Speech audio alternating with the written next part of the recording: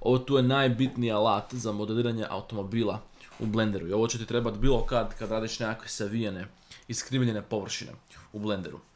Riječ je o jednom alatu koji se zove Grid Fill, ali većina ljudi ne zna kako se zapravo taj alat može koristiti na puno pametniji način nego ono nešto osnovno što ti svi pričaju o tom alatu.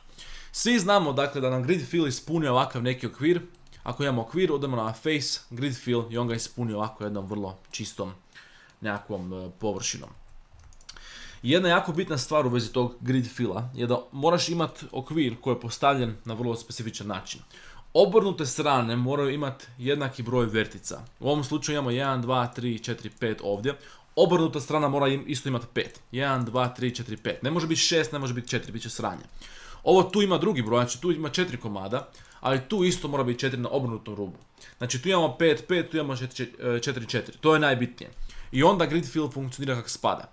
I onda ponekad ti napravi sranje, ali bitno da ti za span staviš broj rubova koji imaš na jednom od ovih tu strana. Recimo imamo 5 na onoj strani, možemo staviti tu 5. I nekad ti zna biti ovako u kurcu nešto, pa samo nariktaš ovaj offset dok se ne poravna i ne počne izgledati lijepo. I tako se ispravno koristi Grid Fill. Međutim, većina ljudi ne zna da se taj Grid Fill može savijati na kakve načine. Recimo, ako imaš okvir kao što je ovaj tu, i sad ću vam za koju minutu pokazati zašto je to toliko važno za modeliranje automobila. Ali tu imamo istu priču. 1, 2, 3, 4, 5 komada ovdje, 1, 2, 3, 4, 5 ovdje. Dobro. Face, Grid Fill, 5 komada automatski prepozna, ovaj put ne moramo ništa mijenjati. Znači može stvoriti jako savijenu površinu. I sad možemo to još potjerati mrvicu dalje. Evo ovaj tu slučaj, znači imamo skroz savijenu nekakvu površinu. Ko neki tunel, nemam pojma ni sam kaj. I nekad će ti se dogoditi da ne znaš točno koliko imaš rubova na nekom dijelu. Tu znamo da ima 5, ali recimo nek ima 17, ko će to prebrojati? Može otići ovako viewport, overlays, klikneš na statistics i onda će ti pisati koliko ti imaš označenih rubova. Recimo, možemo ovako selektati ovo tu, sve ovo tu i vidiš koliko rubova, 10 komada smo označili. Znači tu ima 10 s ove strane. I to je bitno da znamo koji broj treba staviti, onaj span dolje kad nam se pojavi onaj menu mali. I sad to selektaš, taj okvir, face, Grid Fill, evo, ovaj put je automatski prepoznao, valjda 10 komada, bio ja sam krivo prebrojao, tu piše sad 10, vidiš da štima, jebi ga, ja sam izbrojao 11, nema veze. Ali vidiš da se to da koristi za skroz izobljene oblike, koje kakve. Znači vidiš kaj sve taj može napraviti. I sad evo ti kako se to može koristiti na automobilima, tu je najbitnija stvar. Evo nam jedan McLaren 720S. Ako nekog zanima di sam ja nabavio ove tu slike, kako se one postave u Blenderu, neka mi javio u komentarima, pa ide sljedeći video o tome. Ali ja sam postavio ovaj tu top view McLaren sliku na taj način da ovaj X-axis crveni ovaj ide direktno kroz sredinu tog auta. Znači on mi je u sredini, mogu lijepo na njemu raditi. I sad ja ću doći ovako tu s jednim cubeom ovako. I u edit modu ćemo X, collapse, edges and faces. I vidiš onda to pretvori tu cijelu kocku, uruši u jednu verticu. I mi sad s tom verticom možemo crtati kako god hoćemo, možemo raditi ovakve oblike i sve to. Tako sam ja napravio ove tu okvire za ovo tu kaj smo imali malo prije. I sad stavit ću ga ovako na ovaj tu čošak recimo. I u side view ću ga staviti ovako tu, di mi je moja majku. Ovako ćemo ga malo dići, da ga stavimo tu na vrh, na nos ovog auta. Ne mora biti auto, može biti bilo koja druga površina. Samo sam ja stavio auto, jer kad stavim auto u thumbnail ili u naslov, onda svi klikaju, jebi ga. Ali ovo se inače koristi za aute, auti su ti najzajebanija stvar za modeliranje i zato ću ti ovo tu puno koristiti za modeliranje automobila. Da ti ne moram ja pokazivati kak je radim cijeli auto, nego ti sad imaš alat da ga možeš sam napraviti, jel da? I sad, ovako možeš u edit modu extrude, ovako ćemo samo na brzinu pratiti jedan dio tog oblika od naprijed ovako, recimo imamo koliko, 1, 2, 3, 4, 5 ruba, nije bitno, ovako nešto.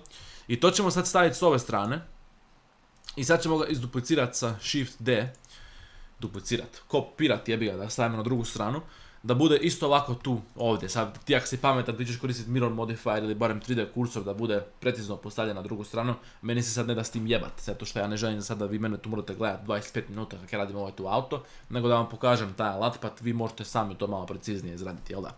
I sad, što se o tome kaj mi sad to moramo spojiti ovako, možemo uzeti gornji i donji vertex, ovako spojiti sa F i ovako. I sad vidiš da to počne malo više ličiti na ovo tu kaj smo mi napravili s ovim tu, na ovaj tu okvir koji smo mi malo prije ispunjavali. Jedini je problem kad mu fali ova gornja krivulja. I sad možemo ovako, Ctrl R, da napravimo loop cut i odemo u top view ovako. Bacimo ga naprijed ovako, nešto onda Ctrl B za bevel tool i onda V da imamo bevel vertex. I sad opet, vidiš da ja sam tu napravio sad sranje, nije to baš taj oblik koji se točno ko je tu auto, ti ćeš to sam malo preciznije moći napraviti nego ja. Ali poanta je ista, znači poanta je da se stvori ovaj tu neki okvir i sad se pazi kad ti dodaš bevel, imaš tu dupli vertex, moraš select all m by distance, da to spojiš u jednu verticu. I sad ti možeš ovo tu vrlo jednostavno popuniti isto kao što smo mi popunili ove tu okvire kad smo imali malo prije. Znači imamo tu 1, 2, 3, 4, 5 rubova ovdje. 1, 2, 3, 4, 5 komada. Odemo na face, grid fill, evo sam ga skuži, ispunio si taj dio auta, sam tak, ne možeš ga ručno. Da ti to ideš ručno raditi kao što će ti reći neki drugi youtuber, bilo koje. Oni će ti reći moraš ovak napraviti jednu površinu, onda moraš ovak extrude.